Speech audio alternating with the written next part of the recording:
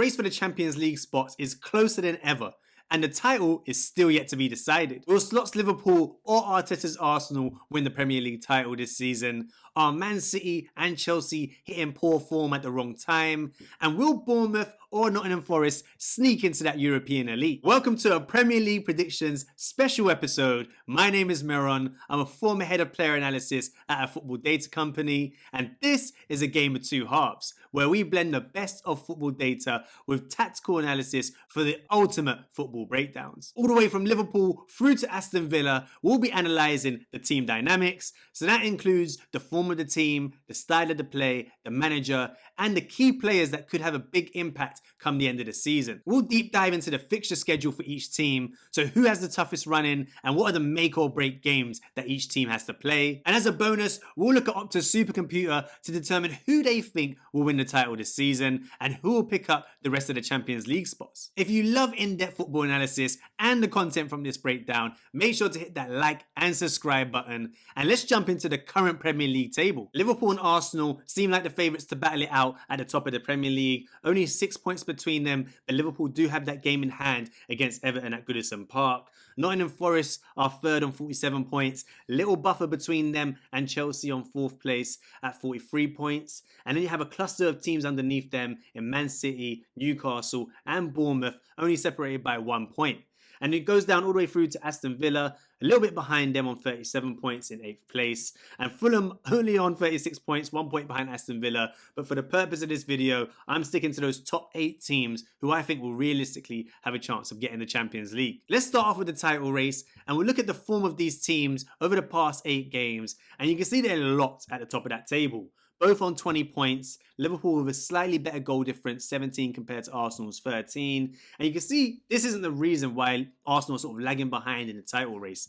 That early season form is what's hindered them this season, and they're playing catch up to Liverpool so far. But Liverpool have remained consistent since the start of the season, and that's down to one man, and that's Arne Slot. And if you look at the rolling XG and XG against from Klopp's era compared to Slot's era, you can see a massive difference in that last season of Klopp compared to this season of Arne Slot. If you look at the XG against the rolling figures, you can see at the start of the season, it was so low. He started so well from a defensive perspective. It dipped a little bit in terms of going towards 1.5 XG against, especially around that Newcastle game. You know, that's where he started to dip a little bit in terms of that defensive stability. I think Ibrahim Konate was out for a little while as well, and Joe Gomez came in.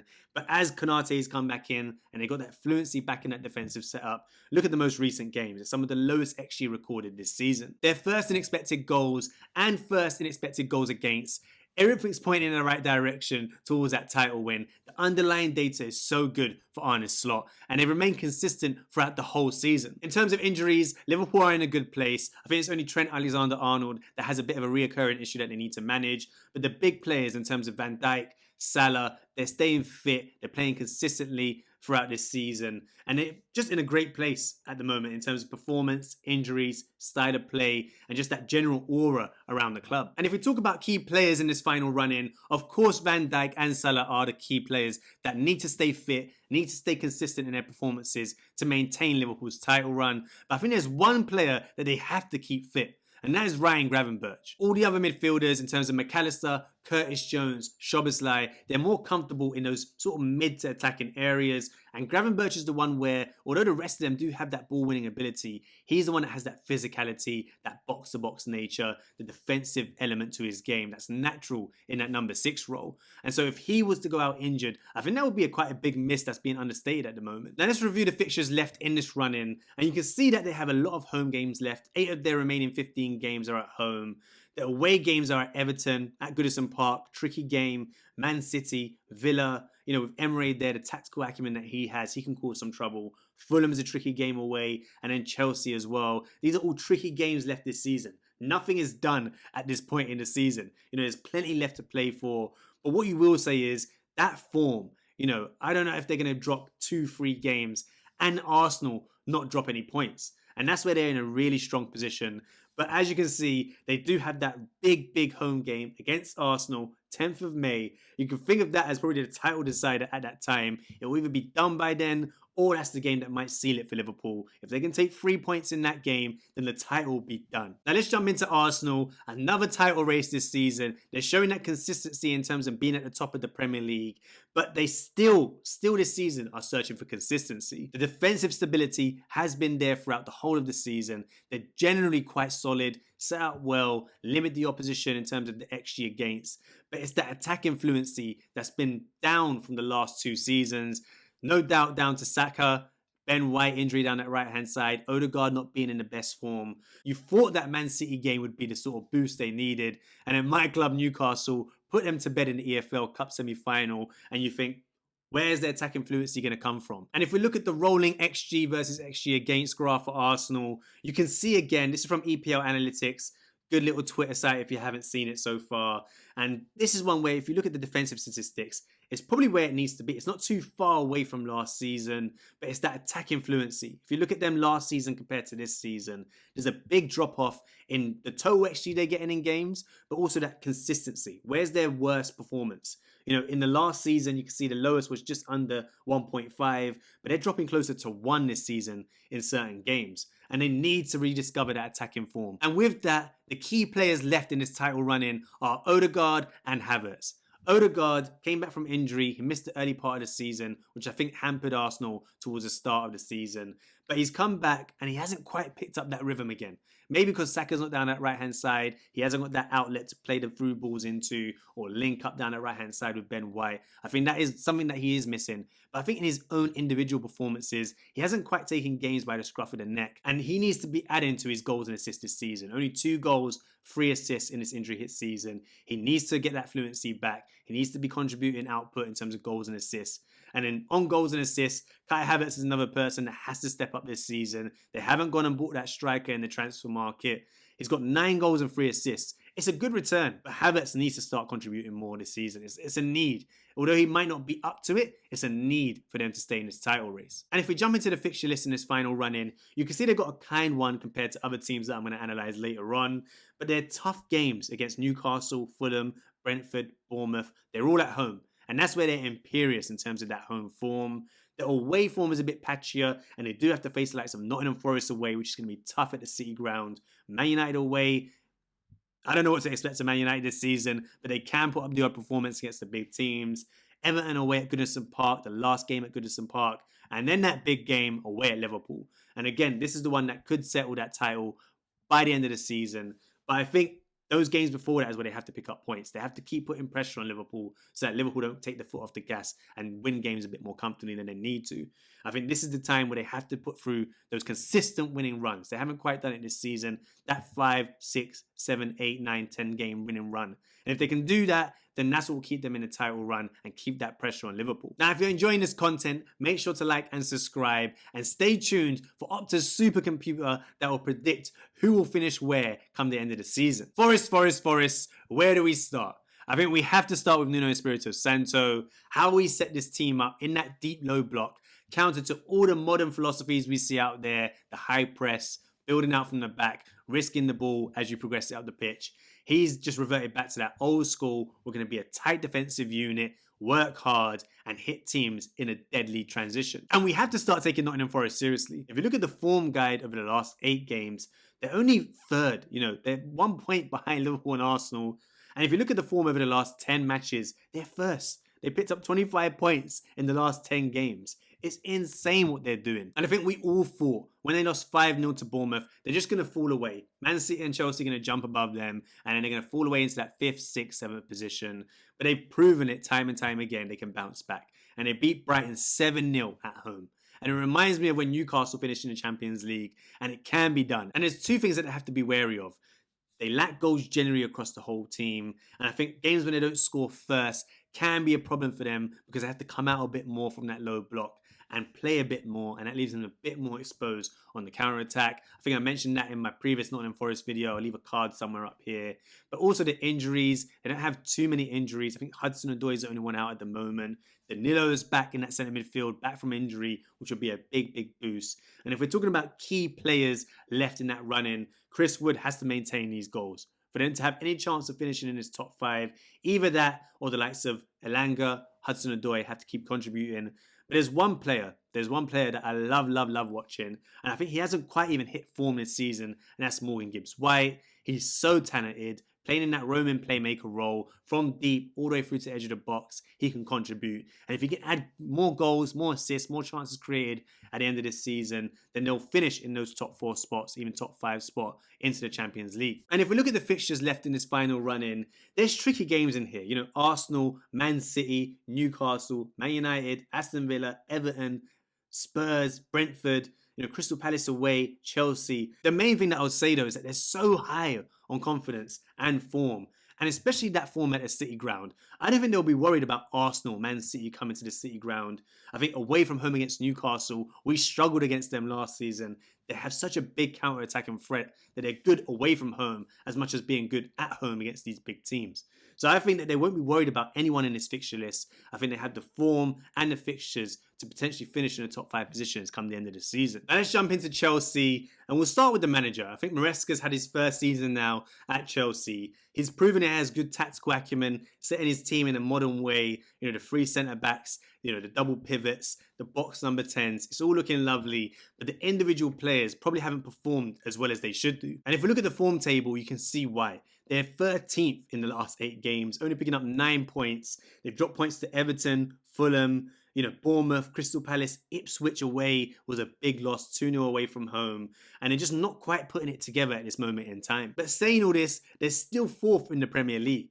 Their XG numbers, the underlying data in terms of the chances they create, are so good. They're just not able to put them away. They don't have that efficiency in front of goal. But the key problem they have is that defensive stability. They're 11th in terms of XG against this season, which leads me on to their key players that we have to look out for in this final run-in. The goalkeeper is a big position for any team, but especially Chelsea this season. Sanchez has already just been rotated for Jorgensen. I said it at the start of the season in my signings video, in terms of could Jorgensen at the end of the day replace Sanchez? I think we could all see Sanchez is not a number 1. He has capabilities to play from the back, to make saves, but he just hasn't had that top tier elite shot stopping ability, and he makes mistakes constantly game after game. And it could cause issues if they're constantly switching these keepers in the final run-in. He just has to settle with one keeper, keep him in there and give him confidence. We go to the wingers. I think they haven't contributed in terms of the goal output and assist output that we would expect from a Chelsea team, and that's the reason why they're so sort of inefficient in front of goal. They create chances. Like some Madueke, Neto, Sancho. They're creating chances, but they're just not putting away as much as they should do. Injury-wise, they've lost Fofana for most of the season. I think him and Cole could have built up a great partnership at the back. He's so talented. But then Cucurella's coming and done well. James is coming back, but he's been injured. And I think that unsettled back line, they keep chopping and changing players, isn't really helping in terms of the defensive metrics. And if we look at the fixtures for the run-in, it's a tough fixture list. And this could count against them come the end of the season. You've got the likes of Aston Villa, Arsenal, Brentford, Fulham, Newcastle, and Nottingham Forest away from home. I think these next set of fixtures are so big. Brighton away, Southampton at home, Leicester at home. They can't drop points. They just can't drop points. Because after that, you've got Arsenal away, Brentford away, Spurs at home. They have to be picking up points in these next few games to stay, in that fight and keep the confidence after their last win at home.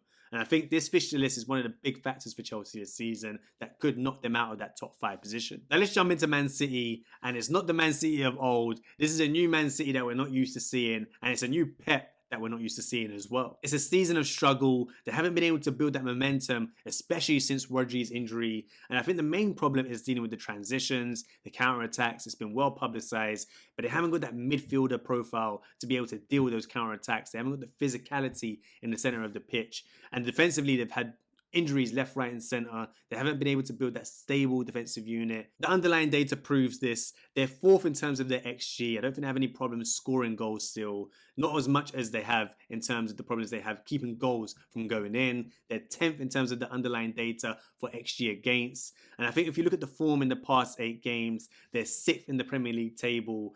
I think against the teams they should win, they are winning. And I think when we come to the fixture list, that will be a big boost in their final run-in, but they have to sort this defensive transitions out. They have to sort that defensive side of the game out and keep more clean sheets, so there's not as much pressure to score a high amount of goals, especially in the big games. If we talk about injuries, they missed probably someone that had the most impact on their season compared to other teams in terms of Rodri. They don't have a natural replacement. He's the one that just sews everything together from the defense through to the midfield line, protects the back line, and also contributes in build up, and they haven't been able to replace him. In terms of key players for the final run-in, they bought a lot of players in the transfer window, but I think Nico Gonzalez is the big one. He's not going to replace Rodri like for like. Rodri is a one of one.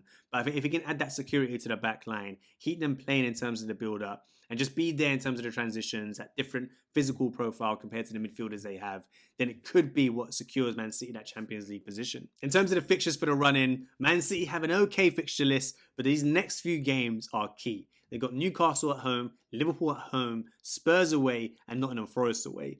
If they can get a decent amount of points, take points off the teams in and around them, then they'll set themselves up great for the final run-in. Because after that, you got Brighton at home, Leicester at home. I think Man United away in the derby doesn't feel as scary as it used to probably this season. Crystal Palace at home, Aston Villa at home, Wolves at home, Southampton away. These are nice games for them to end the season on, and I think that could be a big factor come the end of the season. Now on to my club, Newcastle. This is where I got to let the head rule the heart rather than the heart rule the head.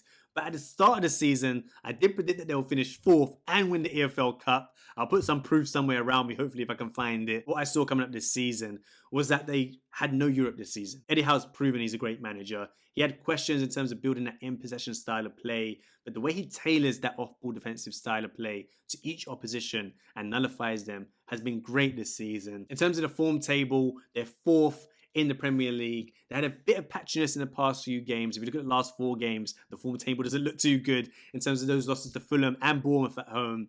But that game against Arsenal in the EFL Cup semi-final proved what Newcastle can be. In the big games against the big teams, I think it suits us a bit more to play on a transition. That's our key strength.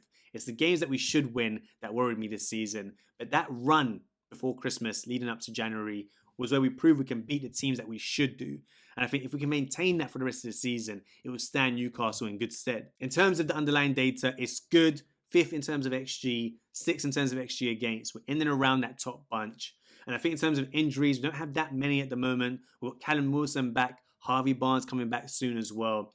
Joelinton is out for a few weeks. That will impact that midfield three that's been performing so well. They're just in a great position at the moment. Boosted off that EFL Cup semi-final win. And I think if they can maintain that form in the upcoming few games, we'll come into the fixture list at the moment, then again, they're in that run for the Champions League places. In terms of key players, the obvious ones are Isak, Gordon and Bruno. And I think if they can stay fit and firing, we'll have a great season. But I think the understated ones are the likes of Jacob Murphy. Losing Almiron in the January transfer window. There's no natural backup to Murphy now. We're relying on his fitness to stay fit and firing come the end of the season. He has a great link up with Isak in terms of the assists that he's providing. So I think, although he's not my favourite player over the course of his Newcastle career, he's proven that he's a great squad player. It's just that we wanted that natural right winger to add quality to the squad. But if he's injured, then it's a big problem this season. Trippier's performance against Arsenal is another key player that I think could come into it in the final run-in, that leadership and experience that he can bring. And I think Tonali staying fit in that number 6 role frees up Bruno. So he's another player that could be key come the end of the season. Now, if we look at the fixture running for Newcastle, these next 3 games are massive. Man City away, Nottingham Forest at home, and Liverpool away. If we can stay in the fight for the top 4/top 5 after those 3, I think we have a great chance. Because after that, it starts to ease up a little bit with the likes of West Ham, Crystal Palace, Brentford at home, Leicester. I think we can start to pick up points and build that momentum. But all these 3 games are also before the EFL Cup final. And I think in that season we got to the EFL Cup against Man United, the concentration slipped before that game. And it even slipped this season before the EFL Cup semi-finals against Fulham and Bournemouth at home. So I think if we can maintain that concentration in these games, I think they're the best games to have. I think if they were the weaker teams, I'll be a bit more worried. I think we'll get up naturally in terms of motivation for these games. But how many points can we take? Can we stay in that race? It's all to be decided. On to Bournemouth, and Iriola has been working his magic this season. They've been injury hit for such a long period of time, and you wouldn't even notice. Ouattara has stepped up in terms of the striker role. Kluivert has stepped up this season as well. Semenyo has proven himself on that left wing, and they've got talent in that back line in terms of Kerkez, Zabani, and Huijsen. So I think they're just in a great position to mount a real challenge for those European places.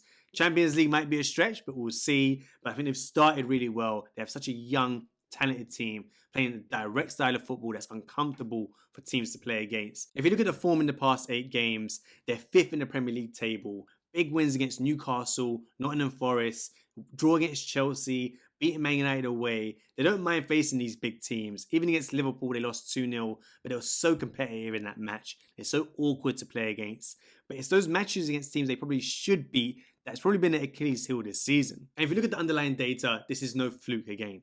You know, they're probably better than Nottingham Forest in terms of the underlying data and probably just haven't got the results that they deserve. But the XG is 3rd in the Premier League. The XG against is 7th in the Premier League. The injuries, they have so many to deal with. If they can start getting a couple of those back, that could help their cause this season. If you're talking about key players, Kluivert has to be up there. His role this season in that floating number 10 role, drifting out into the wide areas, his shooting from range, the technique he has, the ability to link play, he has to stay fit and firing for them to stay in those European positions. But you have the likes of Semenyo and Kerkez on that left-hand side. Such a big threat. If they stay fit as well, it could help Bournemouth towards the end of the season. And they probably have the best fixture list out of any of the teams mentioned so far.